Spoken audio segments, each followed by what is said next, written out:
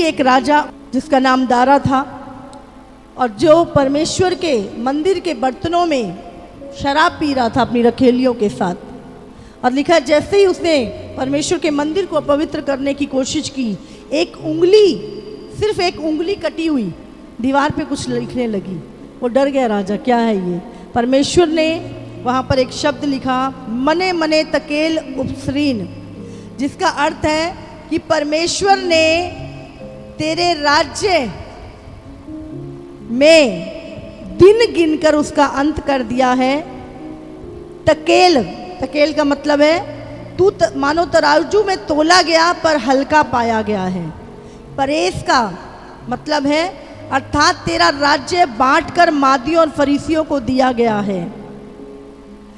समझ रहे हैं। और बलेस्तेसर ने आज्ञा दी कि दानियल को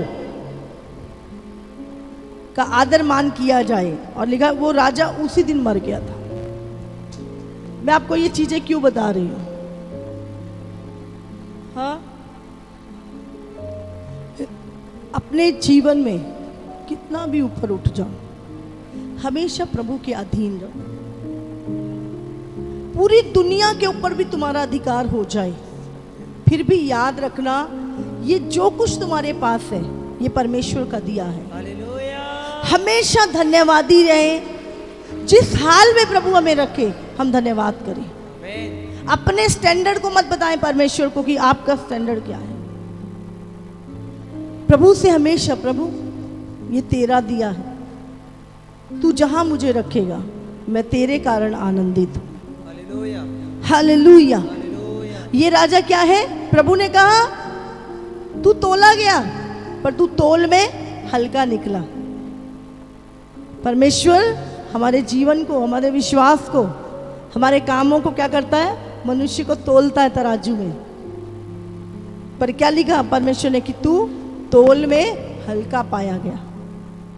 तो जब परमेश्वर हमें तोले तो हमारे विषय में क्या कहे? हम तोल में हल्के हैं, हम विश्वास में कमजोर हैं। बोलो, परमेश्वर क्या पाए हमारे जीवन में? हाँ, या तोल में भारी है। वही हम कहते हैं ना, वो बंदा तोल में हल्का है। नहीं, वो जवान का पक्का है, उसकी जवान पक्की। हम कहते हैं नहीं, वो बंदा वजनदार बंदा है। वजनदार क्या होता है? वजनदार सेहत से नहीं होता है, बात होती है वजनदार। प्रभु का डरने वाला है, सच्चा है, खरा है, उसको वजनदार बोला जाता है। हालेलुया, उसको वजनदार बोला जाता है। तोल में हल्का, जवान दे के मुकर जाना। हाँ, थोड़ा सा कुछ आ गया घमंड से भर जाना, दूसरों को तुच्छ समझना, अपनी बड़ाई मारना, क्या है? तोल में हल्का।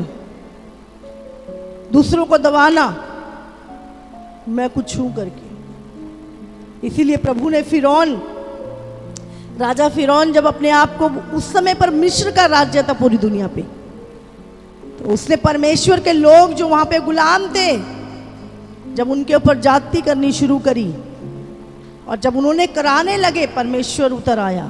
प्रभु ने मूसा को बोला जा छुड़ा ला। और वो पूरी सेना जिसके ऊपर राजा फिरौन घमंड करता था, बाइबल में लिखा लाल समुंदर दो भाग करके प्रभु ने अपने लोगों को निकाल के जब उसके आने लगे तो उनको डुबो दिया।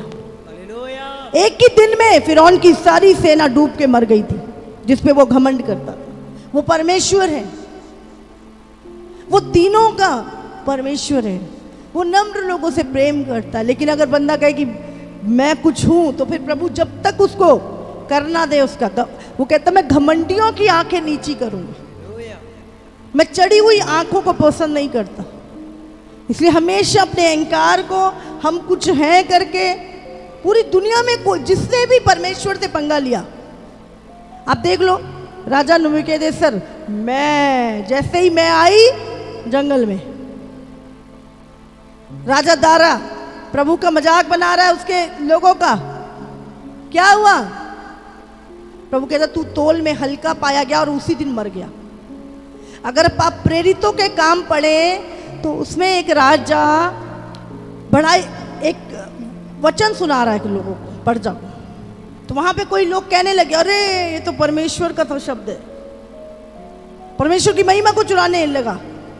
उसी समय स्वर्ग से एक दूत ने उसके थप्पड़ मारा और उसी समय उसको कीड़े पड़ गए बैठे बैठे गद्दी पे। प्रेरित तो में पढ़ लेना, वो परमेश्वर है, वो अपनी महिमा को छूने नहीं देता किसी को। इसीलिए हमें याद रखना हम किस परमेश्वर की सेवा करते हैं। हमें लगता है यीशु मसीह क्रूस पे मर गया तो यीशु मसीह कमजोर था। जब पतरस ने अपनी तलवार उठाई काटने के लिए, उस सैनिक का कान काट दिया, यीशु ने उठा के जोड़ दिया। यीशु मसीह ने उसको बोला अभी अभी अगर मैं चाहूं तो स्वर्ग से 12 पलटने दूतों की आ सकती है नीचे, पर मैं अपनी मर्जी से तुम्हारे लिए अपने प्राणों को देता हूं। बोलता मुझे कोई मार नहीं सकता, हाँ, लेकिन मैं अपने आप अपने प्राणों को देता हूं। तो अपने परमेश्वर को, हाँ, यीशु मसीह के उस बलिदान को हम अपने आप को कमजोर न, अब जब यीशु मसीह आ रहा है, हाँ, सिंह के समान दहाड़ते हुए, बब्बर शेर के समान, समझ रहे हैं आप? तो अब यीशु मसीह जब आ रहा है, वो सामर्थ के साथ आ रहा है अपने लोगों को लेने, सामर्थ के साथ आ रहा है।